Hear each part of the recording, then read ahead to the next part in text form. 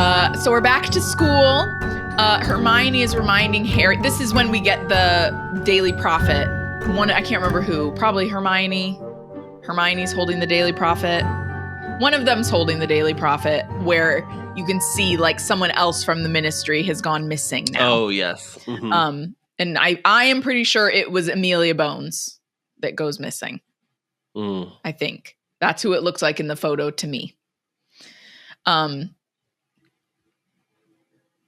Ron is getting a locket put on from Lav. Yeah. Oh God. Yeah. And then Hermione's like, "Okay, I'm sorry. I just have to go vomit. I have to go vomit now." Which is another one of the like iconic moments of this film. And then we basically just like dive right into this false memory that Slughorn has given to Dumbledore. We're like right in it. Just straight into it. Yeah. I feel like it's a bit more convincing than the one in the book. They are utilizing this smoke effect that you've mentioned. But it basically just looks like, well, what happens is we kind of lose the volume of what Tom is saying. So it like gets quiet. He like his voice gets muffled and kind of fades out. And then Slughorn is basically like, I never, I don't know what you're talking about and I'll never tell you, or something like that. And you're bound to go wrong, maybe? He's like, get out of here at once.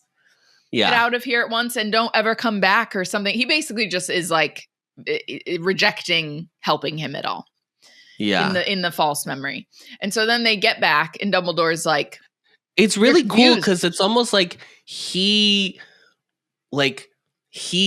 body like pushes all the smoke, like he like kind of ends this, like his edit of the scene is that he's like forcefully pushing through the smoke. Yeah. It's cool the way they do it. Yeah, it is cool. It is cool. And it isn't as weird as like all of a sudden this like fog rolls in. Like it's not as obviously tampered with. So Dumbledore's like, yeah, this is a lie. This memory like isn't really what happened. This is a lie. And so he's like, I need you to try and get the real one. So Harry's like not tactful with how he tries to approach Slughorn at all. Like eventually he's at the end of I'm not even going to really go into the conversation, but like at the end of the conversation that they first have where he tries to get it out of him, he's like, is that what you told Tom Riddle when he came asking questions? And I was like, wow, all right. Like just not even trying. I wrote that all. Down. I was like, you're really bad at doing this. Yeah. And then Slughorn's like, Dumbledore put you up to this, didn't he? He did, didn't he? So then he just like leaves, like runs out of the room. Harry, he does come back and try to talk to him again. Apparently this is the same day. But Slughorn is just like, I don't have time. Then he like closes the little, like chat box in his face. Yeah. His like little like peephole. Yeah. His peephole. Manual peephole. Yeah. So Harry gets back to the boys' dormitory and Ron has eaten a box of chocolates that were sitting on Harry's bed. Yes. Just like in the book, Harry thinks he's talking about lavender, but he's like, Romilda Vane. I'm talking about Romilda Vane, of course. This is so funny. This is played so well. It's so good. And then Ron's like, this is not a joke. I'm in love with her. And like the way he's like, I'm in love with her. It's so good. It's like so good. He's so funny. Yeah. Oh my gosh. I love him. And then Harry's like, have you ever actually met her? And he's like, no, could you introduce me? So then he takes him to Slughorn, to get him like help from Slughorn, but then also to try and get into Slughorn's good graces again. The only thing I wasn't like that into was that Ron like actually mistakes Slughorn for Romilda. And I was like, what are we doing? Yeah. It was weird because it's fine. It's fine. It's all just goofy. It's just goofy. Yeah. So then as Slughorn is like getting ready to help Ron and give him the antidote for the love potion, Harry's like, sorry about our misunderstanding earlier. And Slughorn's like, oh, no, it's fine. Water under the bridge, no worries. And then Harry's like, you must be tired of, getting all these questions about Voldemort over the years. And immediately Slughorn is like, don't you say that name. Don't say it. Yeah. Mm-hmm. He like breaks his voice. He usually is like, yeah. And then he's like, don't say his name. Yeah. Like, oh.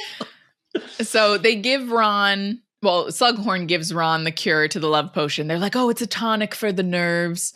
And then Ron takes it and he's like, oh, I feel really bad. And he's like, oh yeah, it doesn't feel good coming down that. So here, we'll have this, a little pick me up. You can hear him talking about how he's meant to give it to Dumbledore. Same thing as in the book. Ron like chugs it basically before Slughorn and Harry can drink it themselves. Yeah, has Ron never participated in a toast before? He's upset, Adam. He's coming down from a love potion. A really strong one, apparently. So, Ron just like immediately falls to the ground. He begins choking. Harry finds a bezoar in Slughorn's little like medicine box. Like, what would you call that? His like box of ingredients. Yeah, basically. His little. It's so funny if you go watch Wonka, the Timothée Chalamet new movie from like last year. Yeah, he has like a similar thing for all his chocolate ingredients. Oh, really? He has like a little box that opens up. Yeah. Oh, yeah. I haven't watched that, but it's on Max, so we could watch it now. It's good. So Slughorn is literally just standing there. I think he ends up sitting down. He just like isn't helping. It's crazy. Yeah, he freezes. I was like, yeah. He's just I don't understand what's happening. Yeah, I totally understand a freeze response, but like at some point, like someone is about to break out of it. Someone is about to die. Yeah. Like you have to try and do something. And I'm saying he's completely ineffective. Yeah. Yeah. I'm saying this is a person that like does have a tendency to freeze initially, but then can like, I'm like, then I'll be like, oh, wait, hello, get with it. Like, which is common, I guess, for like a lot of women. Like we tend to freeze or fawn instead of like a fight or flight. I'm a flight. You're a what? I'm a flight. Oh, a flight. Melinda's a flight too.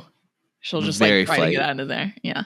Sometimes I can be fight depending on like how I feel comfortable, depending on the situation. Yeah. If I feel safe enough that I feel like or if it's like not physically, but like vocally, like push back and be like, no.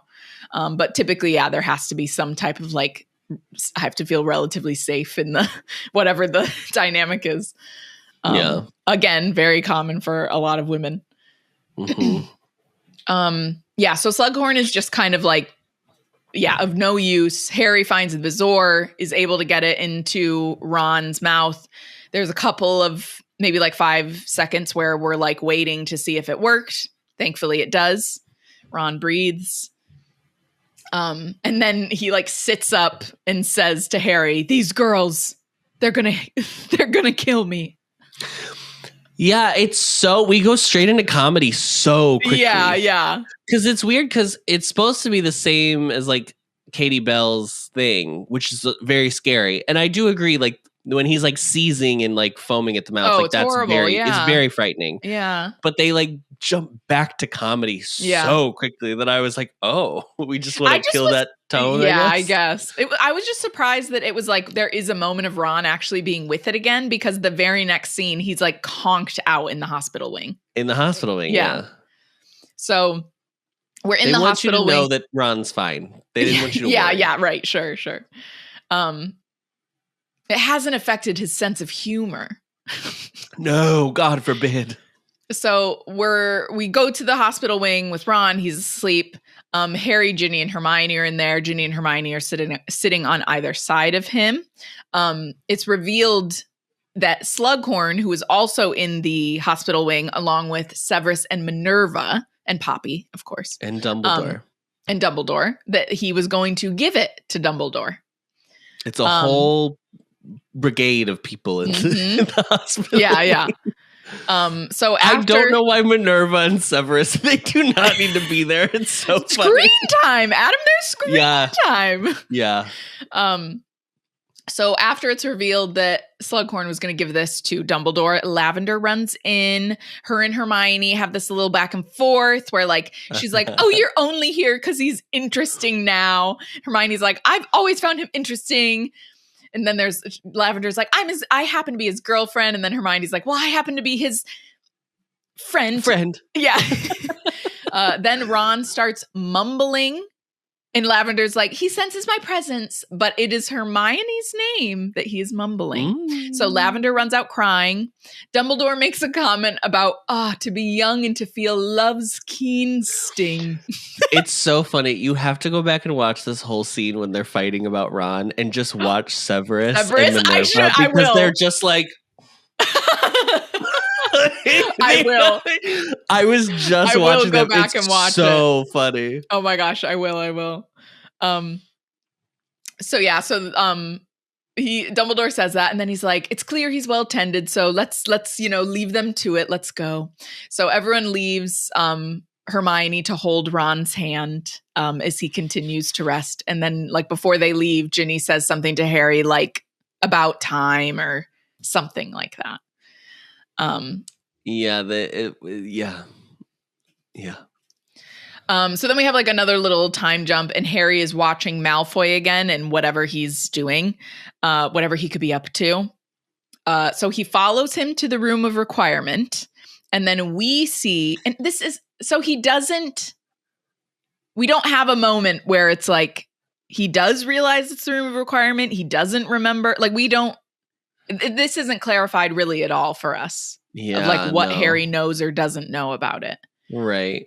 But we do know what Malfoy's doing. So Malfoy puts a bird into the vanishing cabinet. It disappears. We have a shot over at Borgin and Burke's where we can hear that the bird has successfully arrived in the other vanishing cabinet. But then we hear silence. And then when Malfoy opens the vanishing cabinet that he is, that is in Hogwarts that he's trying to fix, the bird is sadly dead. And I just put in all caps, I don't like this. Yeah. The first time they do this, which was I did not cover this, but I should have. The first time they do this, he puts an apple in, and when he reopens, the apple has like a chunk out of it. Yes. Yeah. So this is like, because this isn't the interesting thing about the movie. This movie hasn't decided that the interesting part is like how they get there, like how Draco wins. So they just are going to show you how, in order to explain how to get to it. Yeah. But I think it's like a really good use of like, you know, the Draco's up to something. Yeah. You don't know what's going to happen, right? But you know the Draco's up to something, and it's not good. Whatever the fuck it is, it's not good.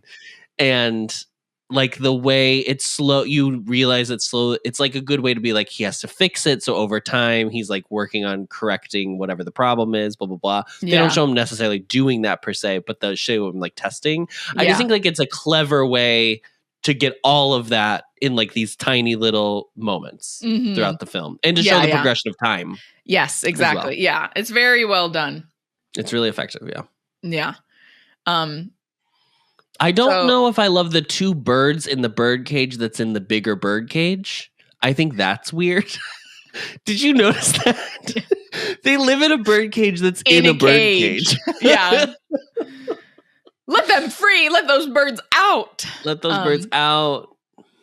So they're in the Great Hall. This next scene, they're in the Great Hall. Hermione is explaining to Ron that he broke up with Lavender, and it wasn't a very long convo, because they're not going to tell him what actually happened. So Ron mentions, he's like, oh, okay, that's cool. Like, I'm glad, we're not together anymore. But she looks really put out. And there's this shot of Lavender, like, holding a spoon. I don't have a spoon in here, but she's like holding a spoon, and she's like, yeah. Do they sit wherever they want? Oh, I know, girl. Did you have this moment? I have the same thought. Because I was like, what do you mean? All the Gryffindors are same just like table. Spread out. Yeah. There were multiple anywhere. Gryffindors at all the random tables. Yes, it was crazy. Yes. And I was like, oh, so maybe in the maybe like when it's not the official feasts, like they can like sit wherever. They can sit wherever. That was and like crazy, Harry, Ron, and Hermione just always choose the same place to sit. I don't know. I had that same thought that I was like, what do you mean she's sitting over there? It is way funnier to think about the fact that there are multiple students that are like friends across houses, and it's really just Harry, Ron, and Hermione that only hang out with each other, and everyone else in the school is like, why don't you go hang out with someone from like another person? Like, just stop being so weird. Because Luna is like sitting at the table with them before the match. Yes. Oh, yeah, that's true. That's so true. maybe we're just supposed to believe they just sit anywhere. Yeah. Sure. So with Luna though, it's always like, well, Luna's just weird. Like I'm in my head, I'm always like, well, Luna's just so weird that she just does whatever she wants. So she could just be like doing her own thing. Yeah, that's true. That's true. Yeah, she does not conform to societal expectations. Okay? Right. She shirks those. Yeah. So not only does Ron not remember that him and Lavender are now done, he doesn't remember anything about that day. Which leaves Hermione obviously like feeling bummed because she thought they were like going to be a thing. But she doesn't mention anything, and neither does Harry. So they just don't say that he was like moaning Hermione's name. Curious what that dream was about. Yeah. In the hospital wing for all to see. In the hospital dormitory. Yeah. So then right after this, Hermione's like, oh, Katie's back. And he's like, oh, Katie. And right away she's like, I don't remember. I love that she was like, I know what you're going to ask me. I have no clue. So please leave me alone. I know. She was like, people have no talked idea. to me about this. Yeah. Then as they're talking, Malfoy comes into the Great Hall and then is just like staring at Katie.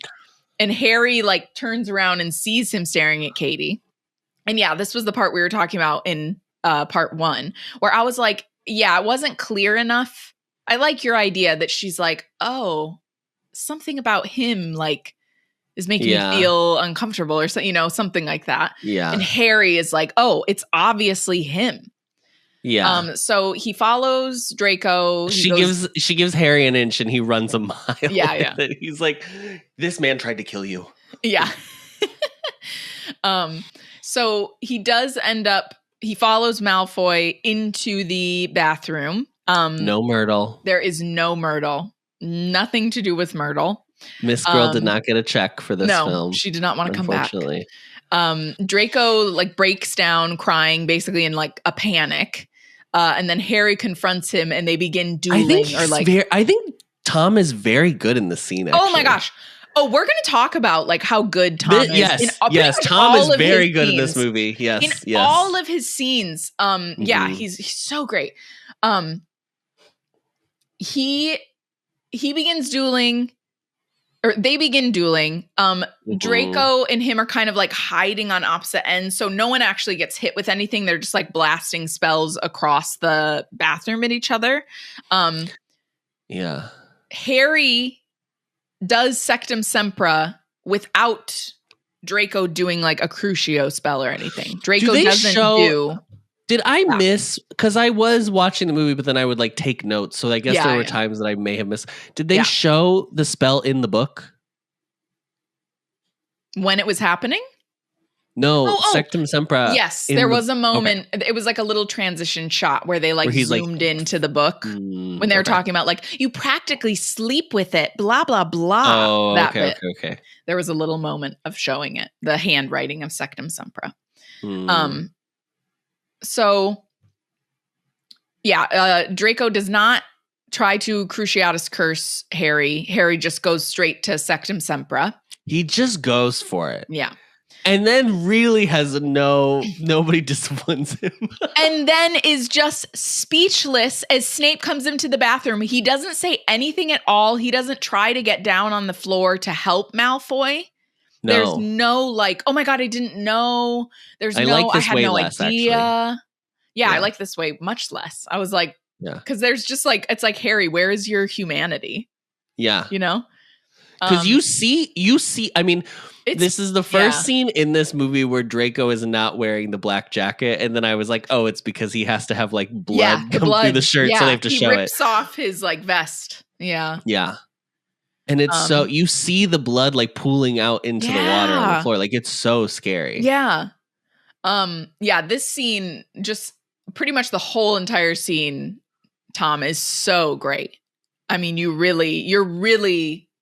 empathizing with Malfoy, and maybe was that why they made Harry like not have an emotional reaction, because we're supposed to kind of be feeling sympathy for Malfoy? I don't know. I could have still felt sympathy for him with Harry also being like, I had no idea. Oh, that wasn't what I meant to do. Like, or literally just a no and like kneeling down next to him. I would have even been like, he realizes he did something wrong, so he goes out to the hallway to get somebody, and it's Severus who's walking by. And like just anything to indicate that like Harry feels remorse, because he goes straight from this to kissing Ginny. I know. And also, again, he does not get punished at all. Yeah. Snape just heals Malfoy, and that's the end of it. Events. Katie Bell comes back to school, Draco Malfoy is attacked, and Harry and Ginny kiss all in the same 15-minute time span. So they're back in the common room. Hermione, Ron, and Ginny are all there. Ginny goes to Harry with the book, and she's like, you have to get rid of it today. And this is where I wrote the note. Do you know what? I know we always give Bonnie a hard time, and like warranted, but some of the writing of their courting each other is just honestly so bad. So when they're in the room of requirement, Harry opens the vanishing cabinet because they go up to the room of requirement. Also, when they're outside, Ginny's like, take my hand. And then they just like hold hands outside of the wall. This is what I'm saying, that I'm like, what? Why did she... Yeah, the take my hand is so weird. Take my hand. That's what I'm saying. Oh, it's going to get even weirder. There's one line in particular. You probably know which one I'm going to say. So when they get into the room of requirement, there's this moment where Harry ends up opening the vanishing cabinet, and the black bird that we saw from earlier, the cage in a cage, flies out. Alive. It's mended. Alive. I'm alive. From Xanadu. And then Ginny's like, see, you never know what you'll find up here. What are we doing? And then she goes, close your eyes so you won't be tempted. Then she hides the book. She means like to know where the book is, right? That's what she means, I think. But why? It's weird. And then she like whispers. Why doesn't he just get rid of the book on his own? It's so bizarre. It does make sense. So then she goes and she hides the book, and then she comes back to kiss him, and their kiss is just so incredibly awkward. If this is like Dan's face, it's literally like. This is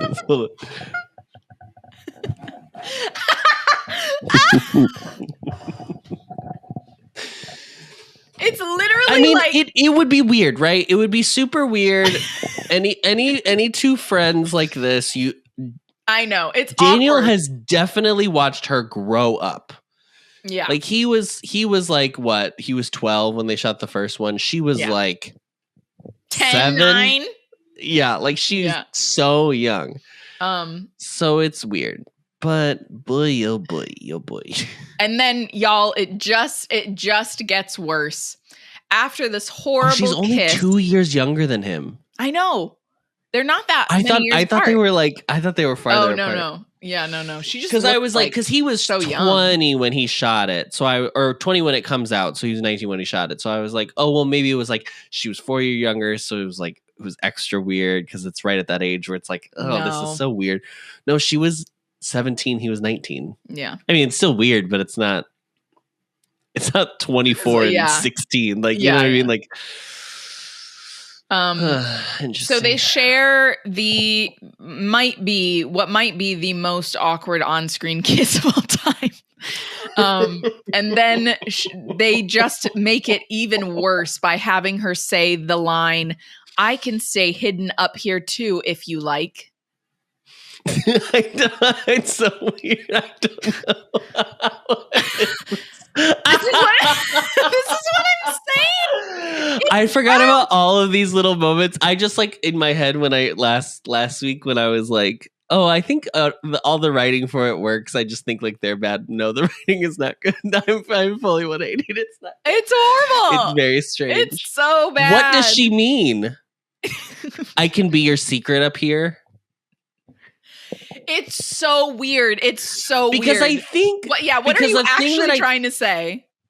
Because I think a part that they don't, it's not as clear.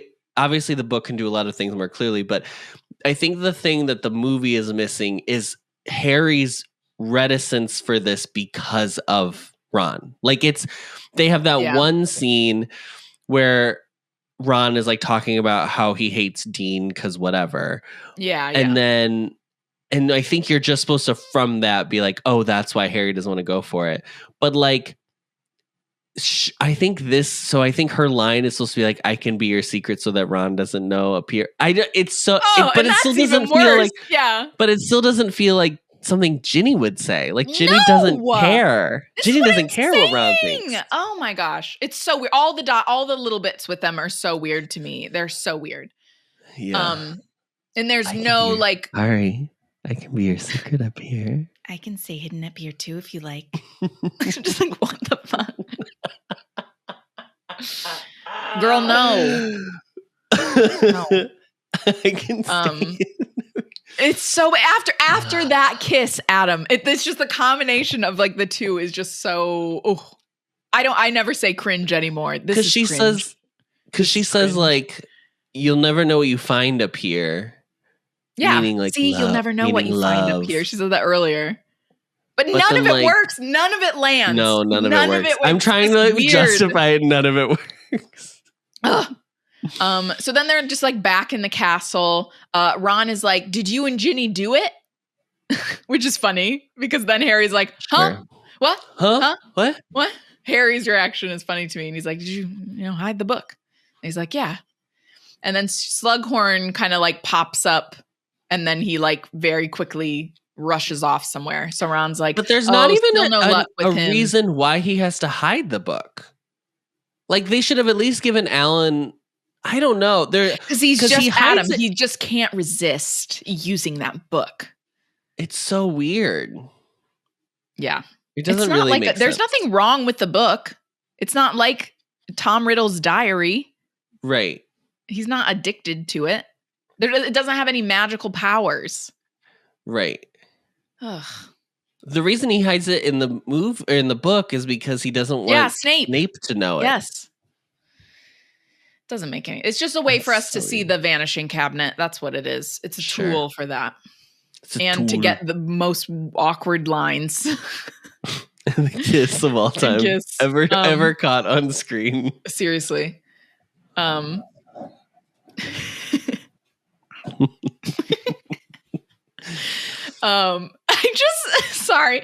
just am imagining them being like, okay, we got it. Like, no, you didn't. Okay, let's take a look at the dailies. Oh, gosh. Oh, boy. So, Slughorn, they run into Slughorn in the hallway and he like very quickly wanders off and Ron's like, oh, no luck with him yet, huh? And then Harry's like, oh my God, luck. And so then Harry takes out the potion. He has the Felix Felicis. This entire sequence is just genius. I love it. It's incredible. It's the best part of this movie. Yes. Dan's acting in this. This is like legendary through all of the movies. The sequence with Dan is so good. Yes. And this is like good why it's Jim Broadbent too, because he's so daffy this whole movie. But then like Harry is just like, come on, Professor. It's so funny. Let's go. Hermione is like, okay, this was the plan. This is what we're doing. How are you feeling? or I'm sorry, she's like, how are you feeling? And he's like, great, excellent. I'm going to go down to Hagrid's. And then they're like, no, we have a plan. This is the plan. She's like, remember, he does this and that, blah, blah, blah. And Harry's like, no, I've got a really good feeling about going to Hagrid's. I'm going to go. That's where I'm going. And then he walks out, and as he's walking out of the common room, he's like, hi. Yeah, it's so funny. Hi. I remember in the theater watching this for the first time. Everyone was screaming this whole time. It's so funny. Oh my god! It genuinely holds up really well. It's really funny. It's so good. It's so good. Oh wait, I forgot to mention though in part 1, my favorite Severus Snape moment in every movie. At the holiday party when he comes to tell Harry that Dumbledore's traveling. And he's like, he wants me to tell you to have a nice holiday because he won't be back until next term. He's traveling. And Harry goes, and then he walks traveling away. Where? And then Severus goes, just walks away. He goes, yeah. It's so good. I rewound it again, like this time, even though I've seen it so many times. It's so funny because he literally just does not move a muscle. He's traveling. Traveling where? It's just like so good. Alan Rickman is just one of a fucking kind, honestly. He is just incredible. Yeah. Okay, so anyways, back to this iconic scene with Harry on Felix Felicis. So he walks down to Hagrid's hut. He, of course, ends up passing Slughorn, who is sneakily trying to cut off some tentacular leaves. And he sneaks up behind him and startles, like, he scares the shit out of Slughorn. So then he goes to walk away. And then Harry's line of being like, you're right, I should have coughed or made a noise. Yeah. It's just, his lines are so stupid. And then as he's walking away. Like,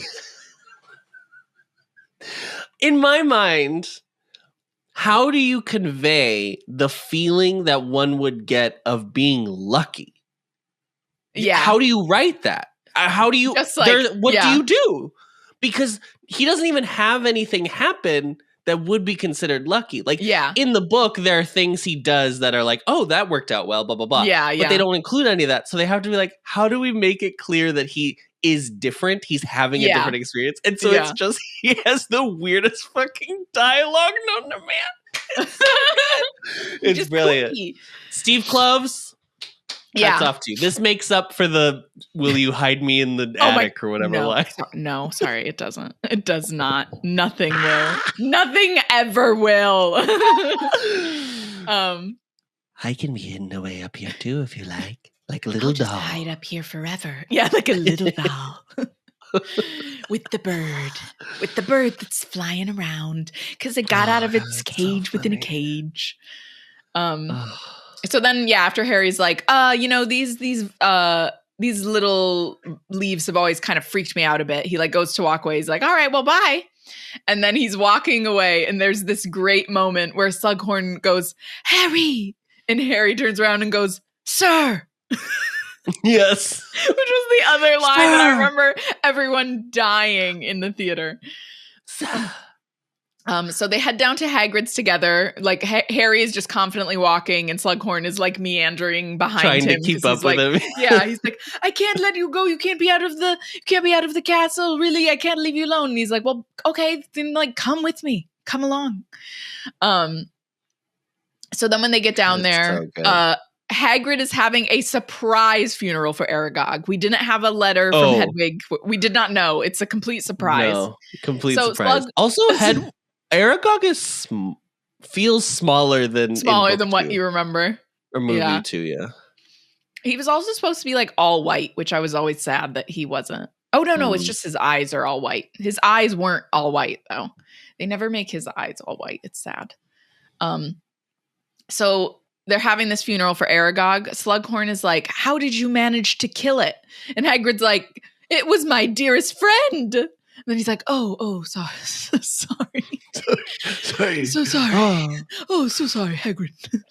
And so Slughorn's like, I don't mean to be insensitive, but would you mind if I got some venom, just clearly for academic purposes? You know, it's the same lines from the Venomous Tentacula. So good. Yeah.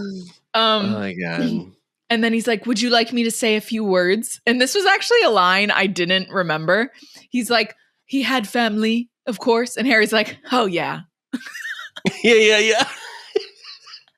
Just everything is so I cannot funny. believe you have walked by the greatest line in this movie, which is, and the pincers. Oh, yes. No, sorry. Yes. I remembered it when we were talking earlier about but I didn't make a note of it. Yes. It goes without saying his little bit of the pincers.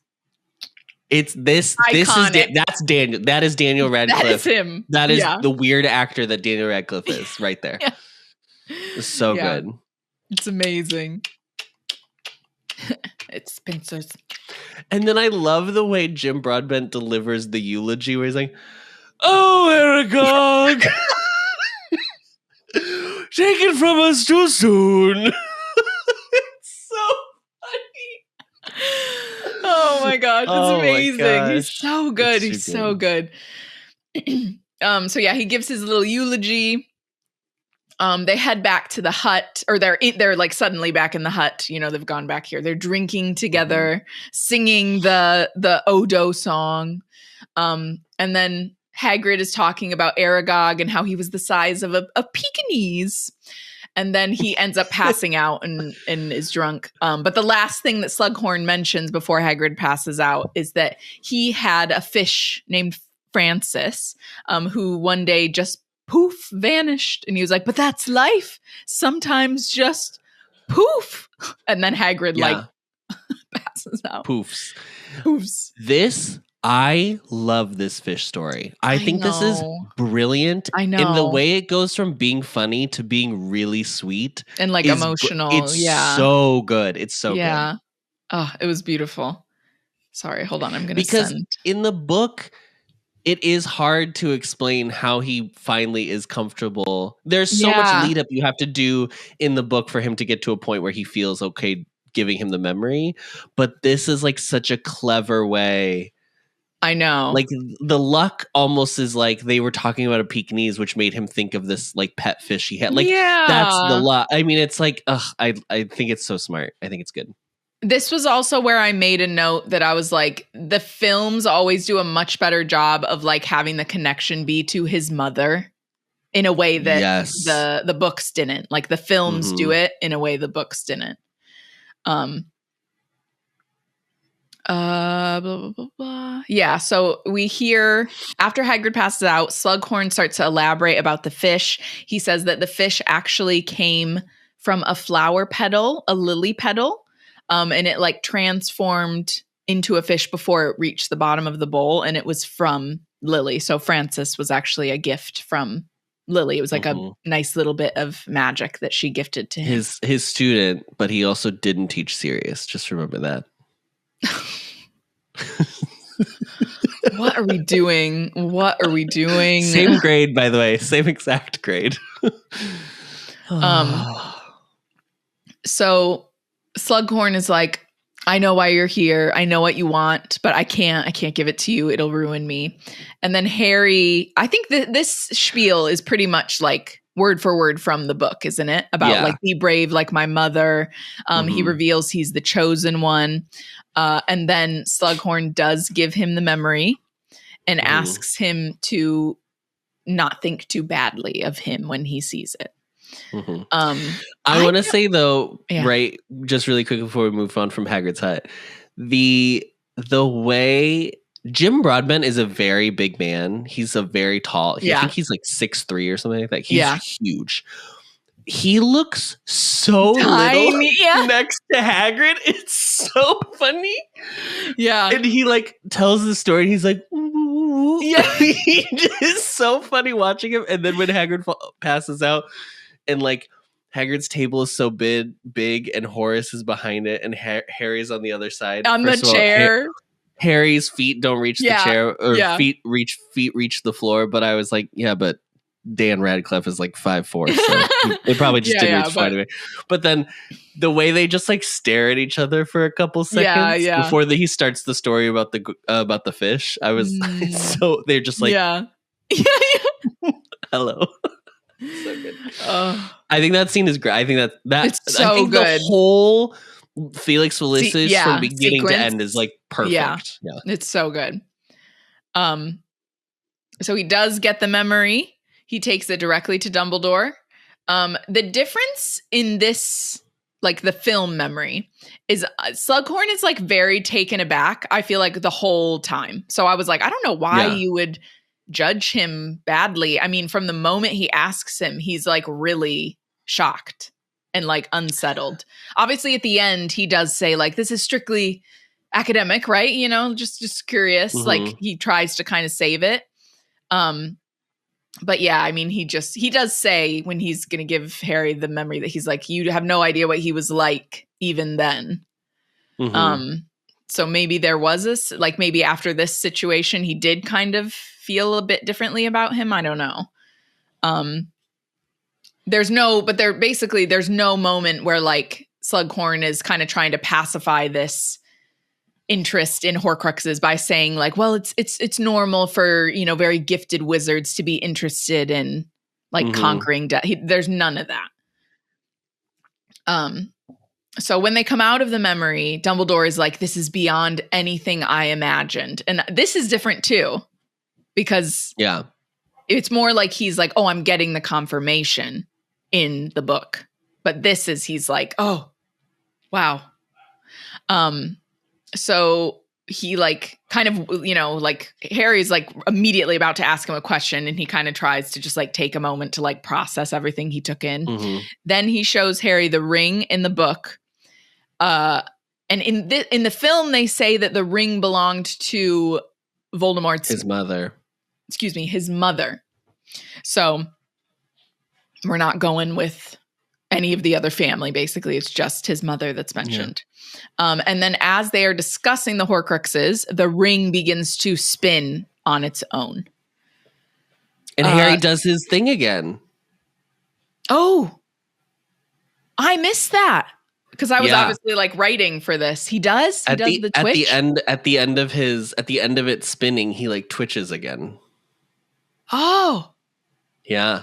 Oh, I'll have to watch that. I think it's supposed to be the hint that he's also a Horcrux. That's supposed to be the like they're connected. Okay. Yeah. Okay. So then Harry's like, that's where you've been going, isn't it? You've been going and trying to find the Horcruxes. That's where you've been going, darling dear. That's where you're off to. And Harry's like, Dumbledore says, yes, and I have found another one, but I can't go and get this one alone. So I once again must ask too much of you. Then it's like the next day, they're going to go get this Horcrux, apparently. We get a little peek into a convo between Dumbledore and Snape at the top of the astronomy tower. Snape is saying to Dumbledore that he might be taking too much for granted, and maybe he does not want to do this anymore. It's a great one-to-one because he says the line to Harry, I must ask too much of you. And Severus in the next scene goes, you ask too much of people. Yes. Yeah. So Dumbledore's response to Snape is basically like, whether you want to or not is irrelevant. You said you would, so you need to do it. There's a nice little exchange between Harry and Dumbledore where Dumbledore says that he's very kind, like his mother. Again, pulling it back to his mother. We're focusing on his mother and her love for him and how she was kind and he's kind. And I just put, thank you. So they get to the cliffs and they head into the cave. Well, they apparate from Hogwarts. Oh yeah. Sorry. This is important. So yeah, Harry specifically has a line. We had asked about this when we were reading because we were like, yes. Do they go to Hogsmeade? Yeah. So Harry has a line specifically where he's like, I thought you couldn't apparate on school grounds. And then Dumbledore just says, well, being me has its perks. What? It's perks. Privileges. Yeah, basically. And so they just apparate straight off the astronomy tower. There they go. And onto a rock in the middle of the sea facing the cliffs, where we can see like the cave mouth that we're going to go into. Yes, it's so cinematic, the shot of them in the cave. And it's good. It's amazing. I wonder if it was real. The cliff is real, but they added the like fake. Fissure. I don't think the rock is real. I think they just filmed that like on a rock and edited everything in. So when they get into the cave, it's like a similar type of thing. Dumbledore cuts his hand. Everything moves a lot faster, obviously, because we can't take a lot of time. So watching him cut his hand and then rub it on the craggly rocks, and I was like, like, oh no. So he cuts his hand, rubs it on the rock. Then he sends a bauble of light deep into the cave that illuminates the cave and their way. So it like goes to the Horcrux, basically. A light source, imagine. Yeah. It's like their final Game of Thrones could never. Yeah. But also it's like the basin isn't illuminating itself. Like his light is doing it. Yeah. Although when we get to the basin, it is illuminated. So I don't know. But so then he is able to pull the boat. He like pulls the chain for the boat out of thin air. just from the water, just comes up. A lot of the dialogue is exactly from like taken line by line, word for word. Yeah. Yes, he's able to pull the boat up. They go across the lake, the surface of the lake, and get to the island. They're both being very careful not to disturb the water. There was no discussion of Inferi. No addressing that. No Inferi. We get a shot from below the surface. We get a shot from below where you can see there's like a hand and like hair. Yeah. Yeah. But no. Which is weird because I don't think any of the Inferi that come out have hair. Yeah. So I was like, who has hair? Just one. There's one that's like there's one with a Malfoy. Yeah. So they don't address that at all. Dumbledore begins to drink the potion after reminding Harry of the conditions for like him being there. Yeah. So he's just like reminding him of the importance of obeying him and helping him finish this potion. So Harry obeys. It's very similar to the book. Like Adam said, it's almost like line for line. He keeps giving him like mouthful after mouthful. There was this shot. It's the shot of him like almost crying. Is that the shot you're going to talk about? I know. Yeah. It's awful. It's awful to watch. Yeah. I know. It's so sad. I was going to comment on, there's this shot of Dan where he's going to fill the like cup thing up again. It's like a shell. He is, like, I loved that. Yeah, the shell. Yeah. And he is like shaking as he's doing it. And I was like, I bet he was really shaking. Cause it is like Michael Gambon is just like, it's so upsetting. It's so visceral. Yeah. It was so the worst sad. Is the one he looks like Santa Claus. There's one where he's like pouting and he like doesn't want to open his mouth. Yeah. Oh, God. I know. It's so awful to watch. Yeah. I know. And I feel like it's so well done because obviously in the book Harry's like, I hate myself for doing this, you know, that he just feels like horrible. It's very clear. I think that when we were talking about this chapter, I was like, oh, I thought you could see at the bottom what they were going to get was the locket. But then when I was watching it, I was like, no, but there is this like shadow in the liquid that they're getting. So I think that was like what my mind was filling in the blank. Okay. But it doesn't, but the shadow doesn't, the locket does show, all of a sudden it's just there. Yeah, it goes back to it, it's just there. Yeah. But the shadow that's there previously doesn't like line up with what the locket looks. I don't know. It's. Okay. Well, that's weird. So he does manage. I like kind of like the design of like they're almost like ice, like stalactite. Oh yeah. They're like it wasn't like normal rock. Yeah. No, it's cool. It's cool how they did it. So he is able to help him finish the potion. After the last cup or like shell full, Dumbledore says Harry, and it's kind of like it's communicated that he is a bit more himself again. He's not like lost in whatever he was experiencing. And then he asks for water. Harry sees the locket sitting in the basin and is like, you did it, sir. But Dumbledore just obviously is just continuing to ask for water. So Harry tries to summon water. It doesn't work. And he knows he has to go to the edge, just like in the book. As soon as he gets to the edge, the light that Dumbledore casts like descends into the water. And I was like, that would scare the shit out of me. If all of a sudden the one light you had in there went into the water. Absolutely not. Goodbye.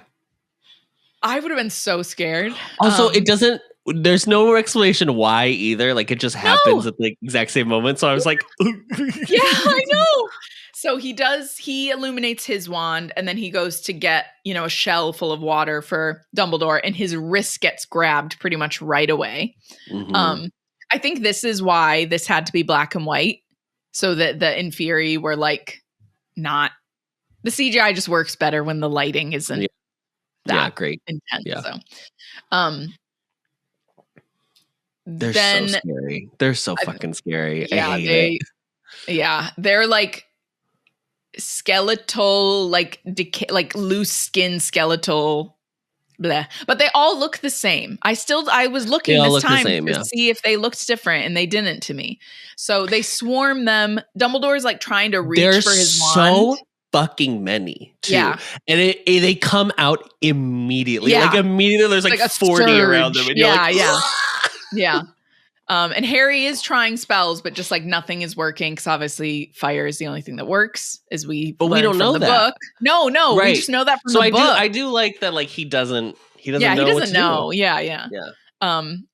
So they get swarmed. Dumbledore can't reach his wand, so then Harry gets pulled into the water. One is like wrapped itself completely around him and is like dragging him down. I hate it.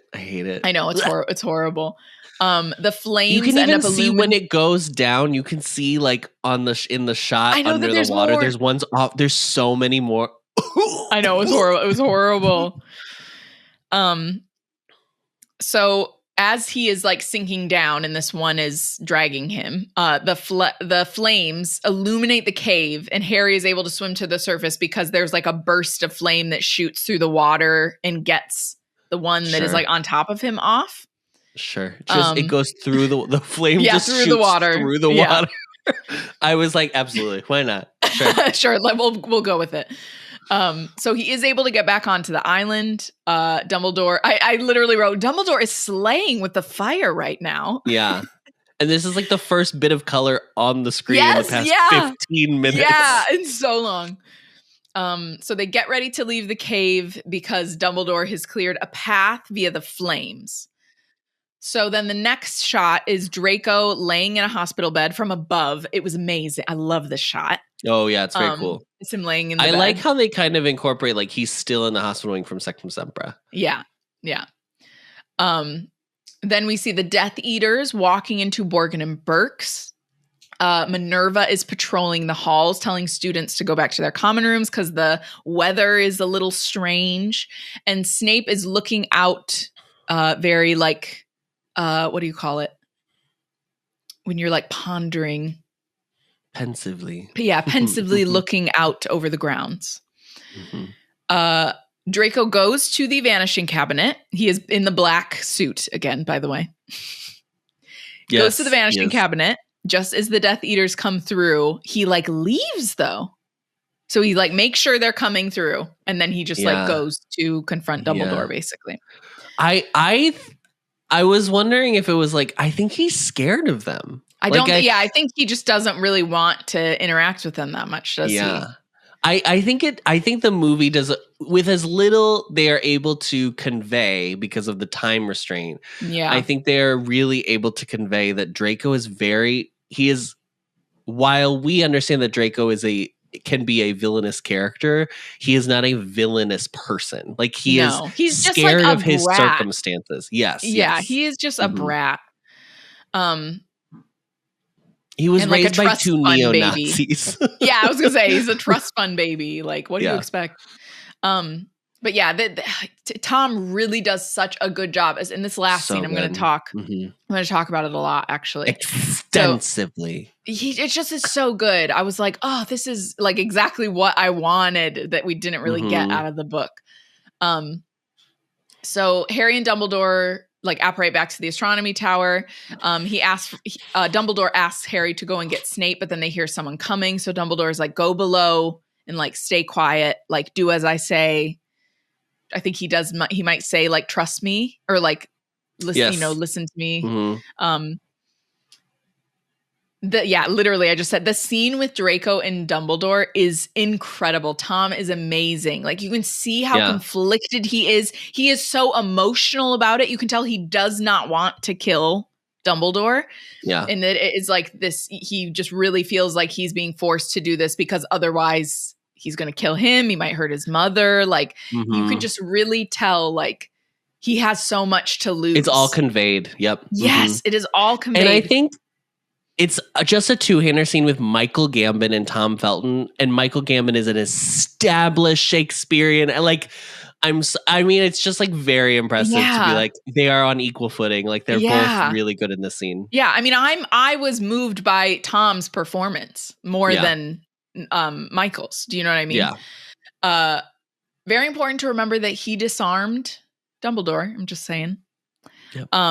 This beautiful line from Dumbledore when he says, I think does he say Draco? He's like, Draco, years ago, I knew a boy who made all the wrong choices. And I was like, why is this like making me cry right now? Because it's, if you think about what he's saying with this line, there's a part of him, I think, that even wishes he could have like saved Voldemort in some way. Mm-hmm. Yes. Like I really was like, oh, that line is worded in such a specific way. That he's like, I can save you. Like this person made all the wrong choices. You don't have to do this. Yes, you don't have to do this.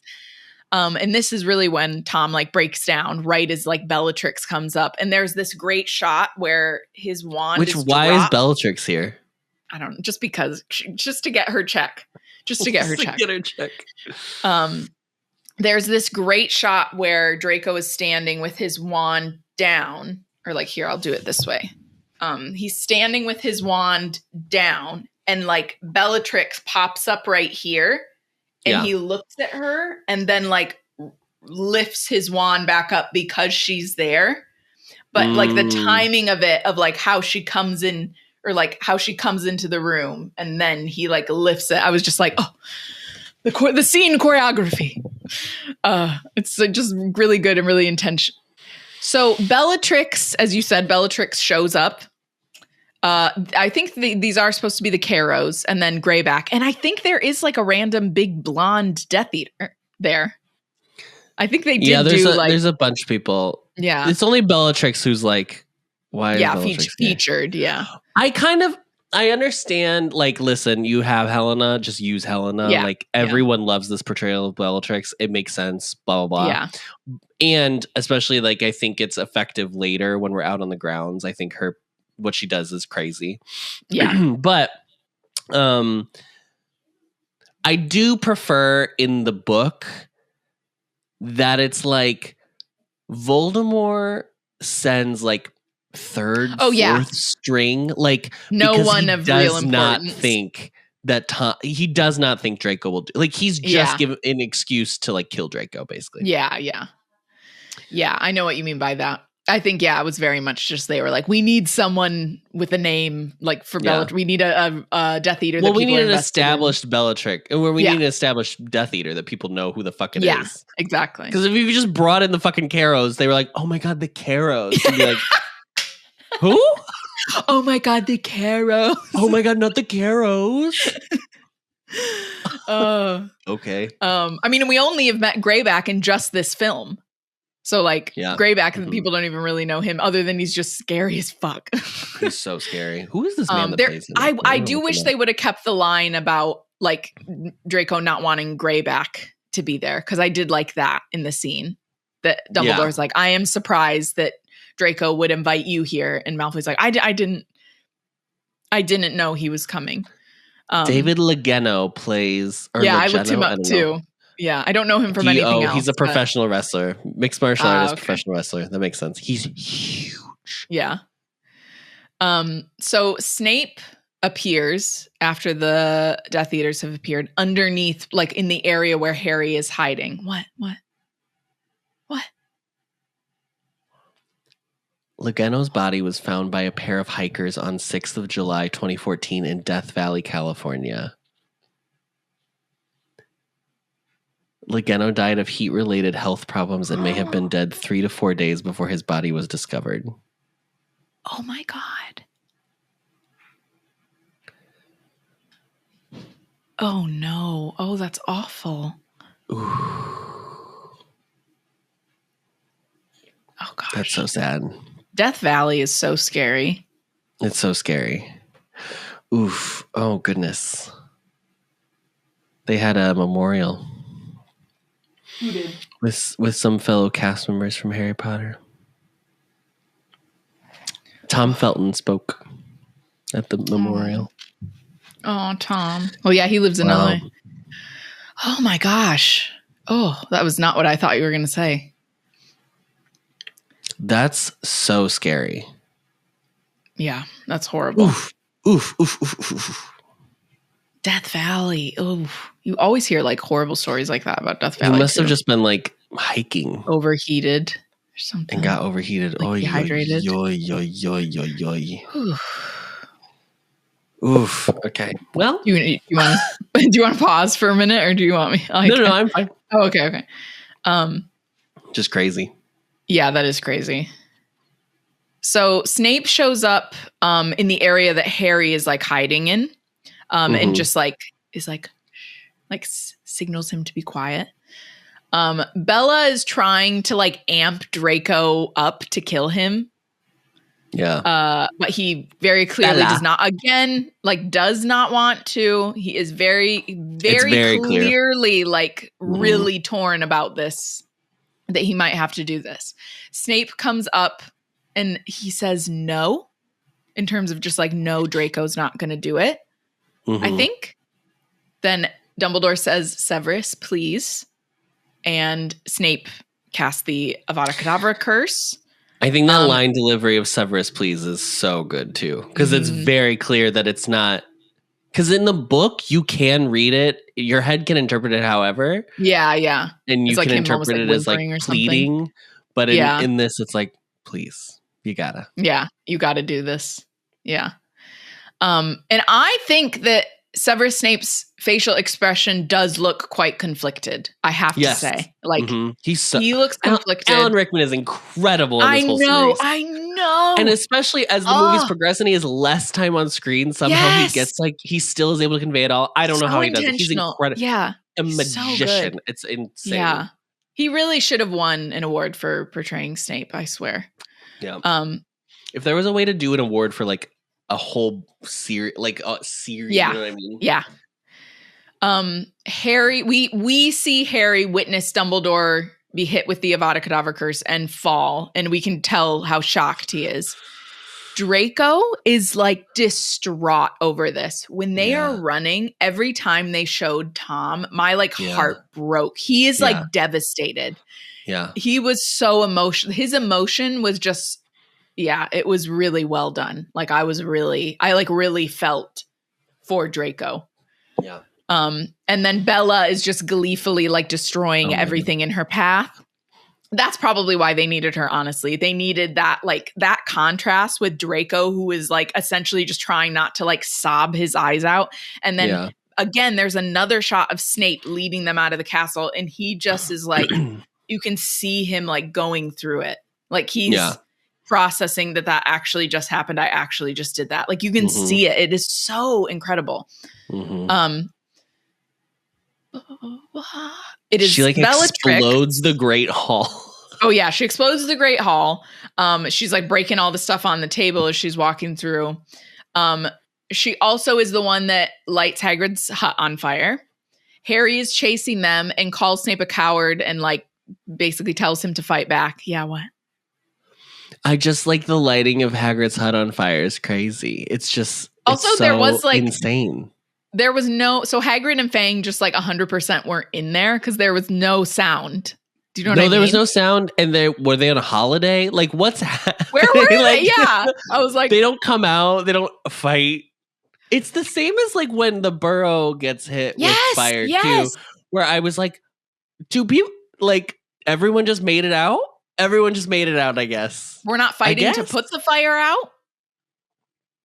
Yeah, it was crazy. And this was where it's in a different location, isn't it? His house. Oh yeah, Hagrid's hut is the room of requirement of buildings. It appears wherever it wants to be, wherever they need it to be for that production. That's where Hagrid's hut is. Put it there. At least it always looks the same. At least I'll give them that. Yeah. So Harry confronts Snape. He tries to kind of start, a duel with him or whatever. Bellatrix hits Harry with some sort of spell. Snape intervenes and is like, no, he belongs to the Dark Lord. Harry once again tries to use Sectum Sempra. But then the way Bella just walks away, she's like, I know. Yeah. It's so good. Helena Bonham Carter, I can't. I know. It's perfect. It's a perfect portrayal of this insane fucking character. Yeah, she's just cuckoo. Then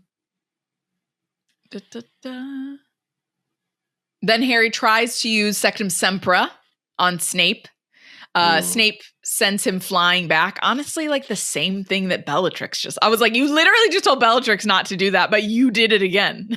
It looks like the exact same spell, but at basically. least with Snape, he knows he's not going to kill Harry. Whereas Bellatrix, he's like, she would just I don't know what you're going to do, girl. Yeah. Snape sends him flying back and he reveals that he is the Half-Blood Prince. Even in my notes, I wrote Half-Blood Prince. This interaction is like completely dialed back. It is real quick. It is literally just this line. Basically, it's like, you dare to use my spell against me. I think I am the Half-Blooded Prince. Yeah, I think that's like it. Yeah. And then Snape disappears, and then we literally cut to Harry walking to see Dumbledore's body, which is already surrounded by students and the staff and the professors. He goes and kneels down next to Dumbledore. Ginny comes to comfort him after he's like been kneeling beside him for a little while. And I didn't remember this. Minerva McGonagall is the one that starts the wand tip illumination, because that's what people did for her, for Maggie Smith when she passed at Wizarding World. Everyone went and did that. But I didn't know that she was the one that initiated this in the movie. I forgot that. So that's even more lovely that they did that for her. So they all illuminate their wands, which then clears away the darkness that was left by the dark mark, which Bellatrix sent up. I forgot to say that. Bellatrix sent after Dumbledore died. Yes. She put up the dark mark above the tower. It's not a trap. No. Yeah, in this it was only after he died. So Harry stays kneeling next to Dumbledore. He does like have the Horcrux. And he basically just is like sobbing and is comforted by Ginny. There is this really beautiful shot of the Great Hall with the headmaster's chair left empty, as like the sun is coming in at dawn. Harry goes back to visit the headmaster's office one last time. It's basically just left as like, it's left exactly as Dumbledore had left it before he passed. Well, there's a new portrait. Yes, but not yet. So Minerva comes in and says, in the light of what has happened, if he should need to talk to someone. And then Harry just literally walks away. I was like, you are so rude. That was so rude of you. Do you know how much it probably took for Minerva McGonagall to Harry, like do you know offer how that often up to you? We are here on this podcast advocating for you to talk to someone? And Minerva and you're going to disrespect like, both Minerva and us?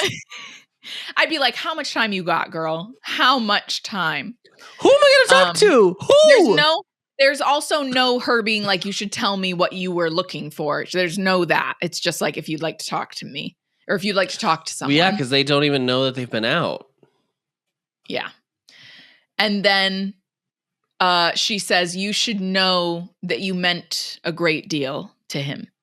And then Harry looks up and we see that there is a new portrait of Dumbledore sleeping on the wall. Could have had a conversation right there. Yeah, just want to start talking, or maybe she literally meant, if you ever need someone to talk to, you can always talk to Dumbledore. He's literally right here. He's just like, no, I don't want to hear it.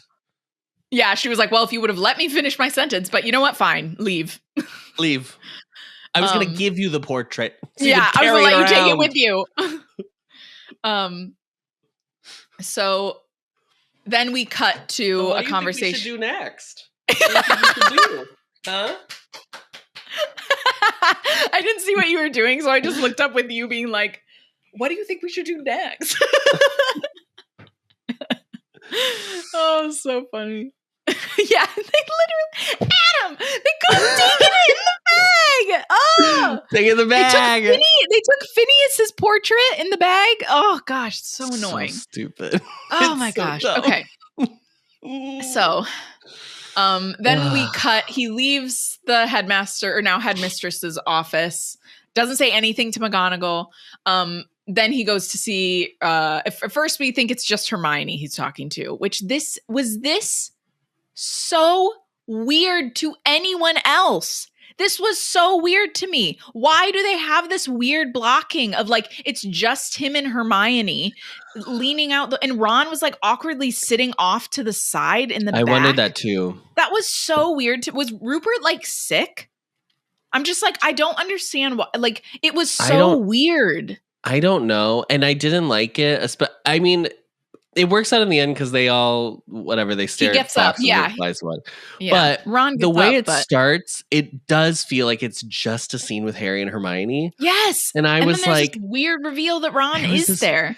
There was this part of me that I don't want to wonder this, but I was like, do they think like Rupert isn't a good enough actor to like carry emotional beats like this? And that's why I was like, I think he's going to have to in the next movie anyway. Yes. So you better start now. Yeah. But he also, he can totally hold his own in a scene like that. Yeah. Yeah. It was just so strange. The only thing I could think of is like, was he like, did he like keep laughing in a scene or something like that? So they were like, we'll just make like, that was the only thing I could think of.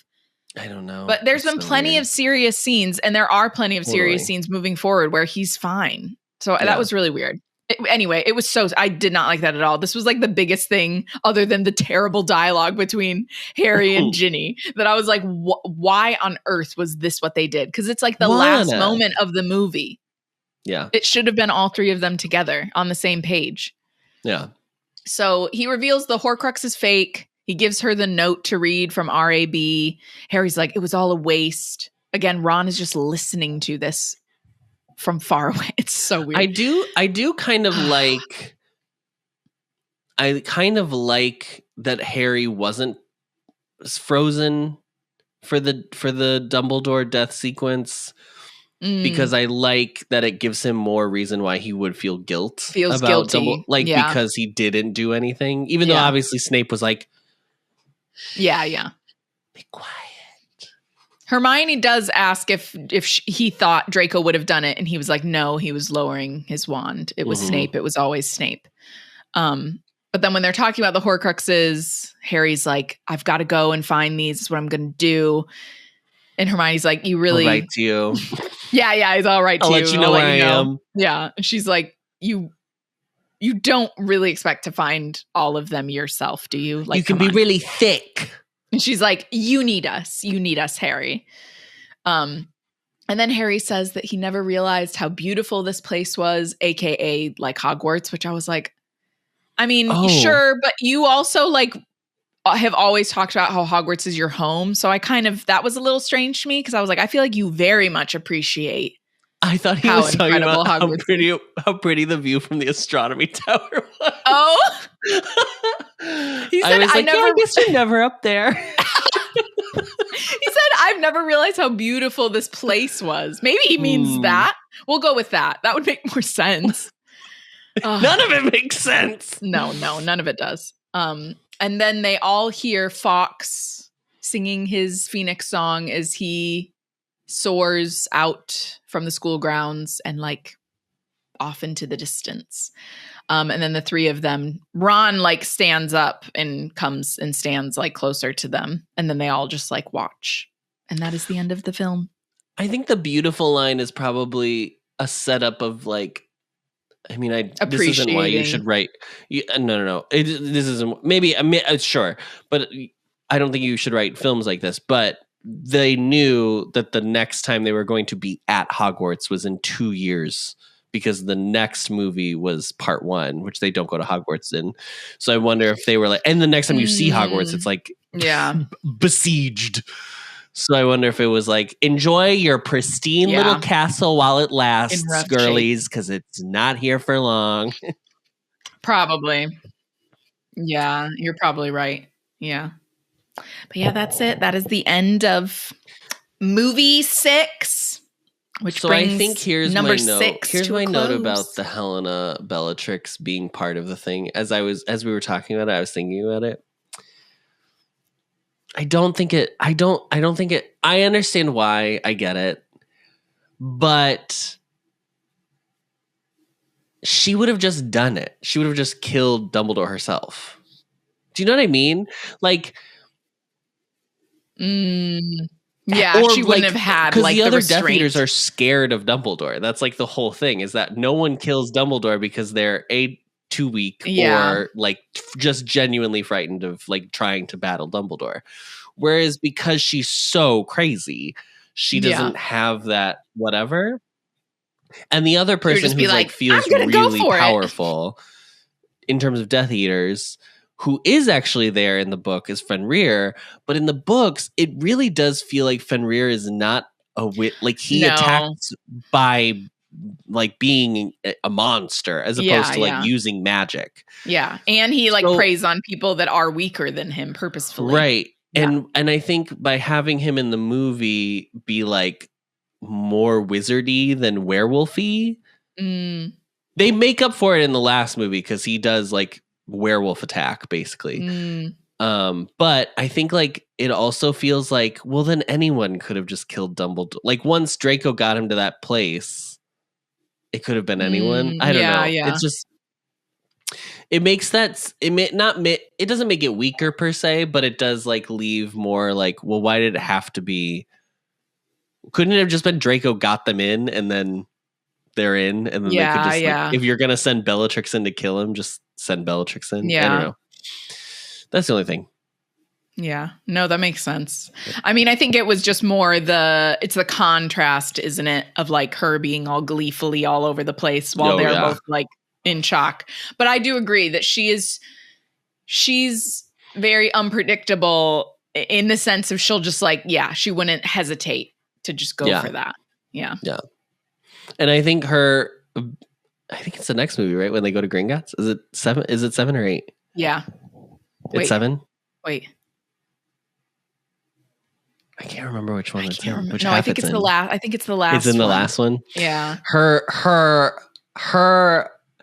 Helena doing Hermione as Bella is masterclass. So good. It's so good. Yeah.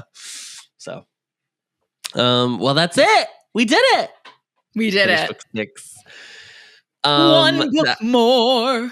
That wraps up this whole. That wraps up the Half-Blood Prince. All of it. Period. End of story. Yeah.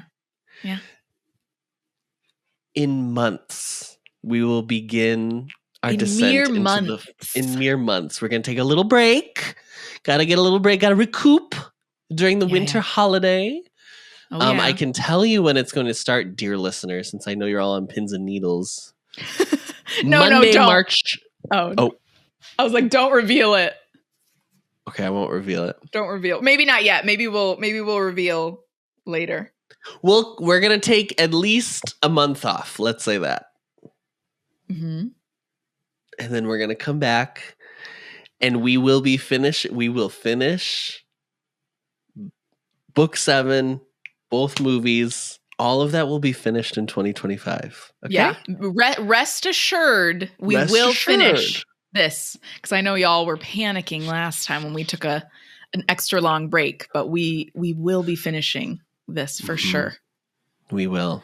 We'll have to stop halfway through to do the Deathly Hallows Part 1 movie. Yeah. So it'll be then different. We can do 2 episodes of Part 1. So it'll be Deathly Hallows Part 1, Part 1. Deathly Hallows Part 1, Part 2. Part 1, Part 2. Great. You can find the podcast on Apple Podcasts, Spotify, or wherever you find your podcasts, as well as video versions on the Ampliverse YouTube channel and on Spotify. As always, don't forget to rate, review, and subscribe so that we can get a perfect nude score. 5 stars only, or else your hut will be burned to the ground. No, again, you have to do that weird kiss thing.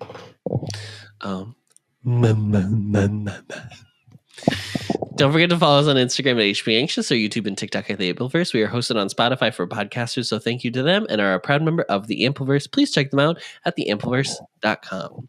Thank you, Ari. Thank you, Adam. And as always, Avada Kedavra. Avada Kedavra!